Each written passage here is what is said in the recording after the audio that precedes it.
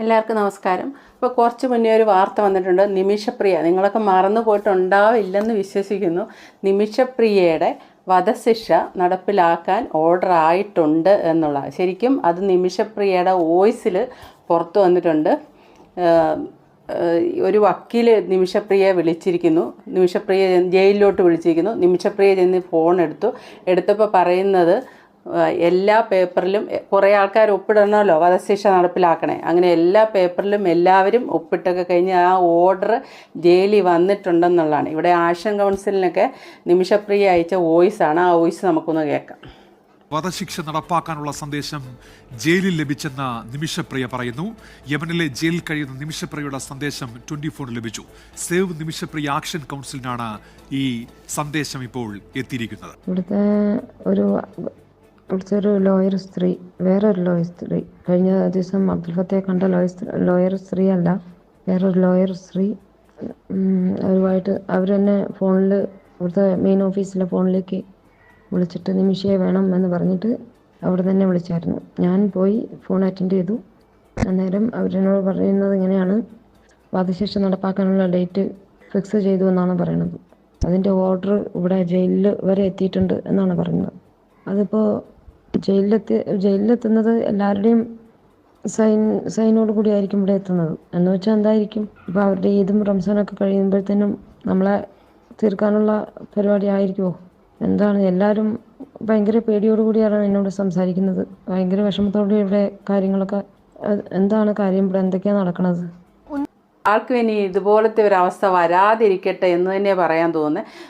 പിന്നെ പറയുമ്പം പൂർണ്ണമായിട്ടും നിമിഷപ്രിയയുടെ കാര്യത്തിൽ മുഴുവൻ ശരിയാണ്, ഒരംശം പോലും തെറ്റില്ല എന്നൊന്നും നമുക്ക് വാദിക്കാൻ പറ്റില്ല. നമ്മൾ മലയാളിയാണ്, നിമിഷപ്രിയ പാലക്കാടുള്ളതാണ്. ചെയ്തതിൽ കുറേ വിവരക്കേടല്ലേ ബുദ്ധിമോശങ്ങൾ ചെയ്തു പോയിട്ടുണ്ട്, ഇല്ലെന്നൊന്നും പറയാൻ പറ്റില്ല. അല്ലെ നമ്മൾ റഹീമിൻ്റെ കാര്യം പറയുന്ന പോലെ അങ്ങ് നിമിഷപ്രിയയെ നമുക്ക് അടച്ചങ്ങ് സപ്പോർട്ട് ചെയ്യാൻ പറ്റത്തില്ല ഈ കേസിൽ. അപ്പോൾ നിമിഷപ്രിയയുടെ കേസ് മറന്നുപോയവർക്ക് വേണ്ടി ആ ഹിസ്റ്ററി ഒന്ന് കേൾപ്പിക്കാം. യമനിൽ നേഴ്സായി ജോലി ചെയ്യുകയായിരുന്ന നിമിഷപ്രിയയ്ക്ക് യമൻ യുവാവിൻ്റെ കൊലപാതകവുമായി ബന്ധപ്പെട്ടാണ് വധശിക്ഷ വിധിച്ചത്. നേഴ്സായി ജോലി ചെയ്യുന്നതിനിടെ സ്വന്തമായി ക്ലിനിക്ക് തുടങ്ങാൻ 2014 കൊല്ലപ്പെട്ട യമൻ പൗരൻ തലാൽ അബ്ദു മഹദിയുടെ സഹായം നിമിഷപ്രിയ തേടുന്നത്.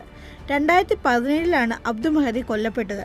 അബ്ദു മഹദിയുടെ പീഡനങ്ങൾ സഹിക്കാതെ വന്നപ്പോഴാണ് കൊലപാതകം നടത്തിയെന്നാണ് നിമിഷപ്രിയ കോടതിയിൽ പറഞ്ഞിരിക്കുന്നത്. ഭാര്യയും കുഞ്ഞുമുള്ള തലാൽ നിമിഷയെ ഉപദ്രവിക്കുമായിരുന്നു.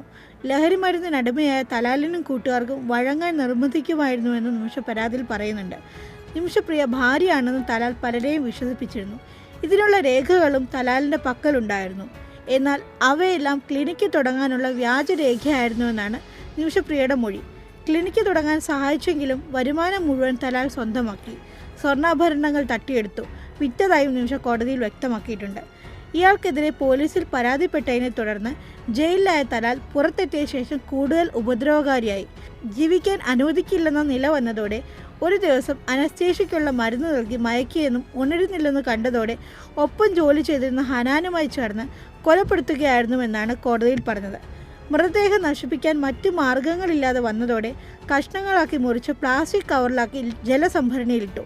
സംഭവശേഷം സ്ഥലം വിട്ട നിമിഷപ്രിയ 200 കിലോമീറ്ററിലധികം ദൂരെ മറ്റൊരു ആശുപത്രിയിൽ ജോലിക്ക് ചേർന്നു. ഇതിനിടെ കാണാതായ തലാലിന് വേണ്ടി ബന്ധുക്കൾ അന്വേഷണം തുടങ്ങി. നിമിഷയുടെ ചിത്രം പത്രത്തിൽ കണ്ട ആശുപത്രി അധികൃതർ പോലീസിനെ വിവരമറിയിച്ചു. തുടർന്നാണ് കേസ് നടപടികൾ വന്നതും കീഴ്ക്കോടതി വധശിക്ഷയ്ക്ക് വിധിച്ചതും. ഇവിടെ നിമിഷപ്രിയയുടെ കേസ് നമ്മൾ കേൾക്കുന്നതാണ് പറയുന്നത് കേട്ടോ. ഈ ഒരു ന്യൂസ് കേൾക്കുന്നതിൽ നിന്ന് നമ്മുടെ അഭിപ്രായമാണ് പറയുന്നത്. കേട്ട് വരുമ്പം അടങ്ങാത്ത പണത്തിനോടുള്ള ഒരു ആർത്തി നമുക്ക് ഫീൽ ചെയ്യുന്നുണ്ട്. അതായത് പുള്ളിക്കാരത്തി നേഴ്സായിട്ട് വർക്ക് ചെയ്യുന്നു, അതുകൂടാതെ അവിടെ ഒരു ക്ലിനിക്ക് ഇടാനാണ് നോക്കുന്നത്. അപ്പോൾ അവിടെയുള്ള യമൻ പൗരൻ്റെ സഹായം വേണം ക്ലിനിക്ക് ഇടാൻ. ആ ക്ലിനിക്ക് ഇടണമെങ്കിൽ അയാളുടെ ഭാര്യയാണെന്നുള്ള രേഖ വേണം. അതെല്ലാം കൃത്രിമമായിട്ടുണ്ടാക്കുന്നു. അതപ്പോൾ ആ രാജ്യത്തെ നിയമങ്ങളെ കളിപ്പിച്ച് കള്ളത്തരത്തിൽ ഒരു കൃത്രിമ രേഖ ഉണ്ടാക്കുകയാണ് ചെയ്യുന്നത്. ഇവിടെയാണെങ്കിലും നമ്മൾ ഇപ്പം നമ്മുടെ ഡിഗ്രി സർട്ടിഫിക്കറ്റോ അല്ലെ എന്തെങ്കിലുമൊക്കെ കോഴ്സ് പഠിച്ചെന്നുള്ള സർട്ടിഫിക്കറ്റ് ഉണ്ടാക്കുക എന്ന് പറഞ്ഞാൽ ക്രിമിനൽ കുറ്റമാണ് അല്ലേ? അത് തന്നെയല്ലേ ആ നാട്ടിൽ പോയും പുള്ളിക്കാരത്ത് ചെയ്തത്. അവിടെ പോയിട്ട് അയാളുടെ ഭാര്യയാണെന്നുള്ളത് വെച്ചൊരു സർട്ടിഫിക്കറ്റ് ഉണ്ടാക്കി ഒരു ക്ലിനിക്ക് ഇടുന്നു. അപ്പോൾ എന്തുണ്ടായി? ആ ക്ലിനിക്കിൽ നിന്ന് കിട്ടുന്ന വരുമാനമല്ല അയാൾ വാങ്ങിച്ചെടുക്കുന്നു. അവിടെയും കഴിഞ്ഞില്ല, പിന്നീട് അയാളുടെ ഭാര്യയാണെന്നുള്ള കൃത്രിമ രേഖയുള്ളപ്പോൾ അയാൾക്ക് അതിൻ്റെ പുറത്ത് അവകാശമാകുന്നു. പിന്നെ അയാളുടെ സുഹൃത്തുക്കളുടെയൊക്കെ കൂടെ കിടക്ക പങ്കിട്ടോളാൻ അയാൾ ആവശ്യപ്പെടുന്നു. സഹിയിട്ട് ശല്യവും പൈസയും പോകണം, കൂടെ പോയി കിടക്കുകയും വേണമെന്നുള്ള അവസ്ഥ വന്നപ്പോൾ അയാളെ കേസ് കൊടുത്ത് അകത്താക്കുന്നു. കേസ് കഴിഞ്ഞ് അയാൾ എന്നും കിടക്കുന്ന കേസൊന്നും അല്ലല്ലോ. തിരിച്ചിറങ്ങുമ്പോൾ വീണ്ടും ശല്യമാകുമ്പം അനസ്തീഷ്യ ഓവർ ഡോസിൽ കൊടുത്ത് കൊല്ലുന്നു. അങ്ങനെ തന്നെ പറയാൻ പറ്റുള്ളൂ, കൊല്ലുന്നു എന്ന് പറയാം. അത് നമുക്ക് മനസ്സിലാക്കണ സിമ്പിളാണ്. നമ്മളൊരു രോഗം വന്ന് ഓപ്പറേഷൻ ചെയ്യേണ്ട അവസ്ഥയായിട്ട് ഹോസ്പിറ്റലിൽ കയറി ഇറങ്ങിയാൽ അത് ഓപ്പറേഷൻ ആ സർജൻ ഓപ്പറേഷൻ ചെയ്യാൻ തയ്യാറായതിന് ശേഷം നമ്മളെ പിന്നെ വിടുന്ന അനസ്തീഷ്യ ഡോക്ടറിനെ കാണാനാണ്. ആ പുള്ളി നമ്മളെ കംപ്ലീറ്റ് ചെക്കപ്പ്, നമ്മുടെ ആരോഗ്യം വിലയിരുത്തും, എങ്ങനെയാണ് എന്താണെന്നുള്ളതൊക്കെ. നമുക്ക് അനസ്തീഷ്യ ബോധം കെടുത്തി കഴിഞ്ഞ് നമ്മുടെ ആരോഗ്യത്തിൻ്റെ അളവനുസരിച്ചായിരിക്കും ലോക്കലും ജനറലും സ്പൈനൽ കോഡും എല്ലാം അരിയിട്ട് ഏത് രീതിക്ക് വേണേലും അനസ്തീഷ്യ തരാം. ആ അനസ്തീഷ്യ നമ്മുടെ ആരോഗ്യം അനുസരിച്ച് തരും. അതിൽ ഓവർ ഡോസൊക്കെ കൊടുത്തു കഴിഞ്ഞാൽ നമ്മൾ ബോധം തെളിയാതെ വെന്റിലേറ്ററിൽ പോകാം, മരണപ്പെടാം, അങ്ങനെ എല്ലാം സംഭവിക്കാം. അപ്പം ഒരു ഓപ്പറേഷൻ എന്ന് പറഞ്ഞാൽ അതിൻ്റെ ഫുൾ റിസ്ക് കയ്യിലിരിക്കുന്ന അനസ്തീഷ്യ ഡോക്ടർക്കാണ്. അല്ലാതെ ഓപ്പറേഷൻ ചെയ്യുമ്പോൾ ഈ പറയുന്ന പോലെ എന്തെങ്കിലും ഡോക്ടർക്ക് സർജൻ അബദ്ധം പറ്റി മരണപ്പെടുകയൊക്കെ ചെയ്യാം, അത് വേറെ കാര്യം. പക്ഷെ ഒരു ഓപ്പറേഷൻ്റെ റിസ്ക് എടുക്കുന്ന അനസ്തീഷ്യ ഡോക്ടറാണ്. അയാളുടെ വാക്കാണ് ലാസ്റ്റ് വാക്ക്. അയാൾ ഓക്കെ പറഞ്ഞാൽ മാത്രമേ ഈ സർജൻ ഓപ്പറേഷൻ ചെയ്യുള്ളൂ. അങ്ങനെയാണ്. അപ്പം ഈ അനസ്തീഷ്യ എന്ന് പറഞ്ഞ സംഭവം ഈ യമൻ പൗരന് കൂടുതൽ കൊടുത്തിട്ടുണ്ടെങ്കിൽ ഒരു നേഴ്സായ നിമിഷപ്രിയക്കറിയാം തട്ടിപ്പോകും എന്നുള്ള കാര്യം. എത്രയധികം കൊടുത്താലാണ് എപ്പോഴാണ് തട്ടിപ്പോവുക എന്നെല്ലാം അറിയാം. അപ്പോൾ അറിഞ്ഞുകൊണ്ട് കൊടുത്താണ്. അത് കഴിഞ്ഞിട്ടോ അവിടെ നിന്നും പണ്ട് നമ്മളിവിടെ ഒരു ഓമന ഡോക്ടർ ഉണ്ടായിരുന്നു.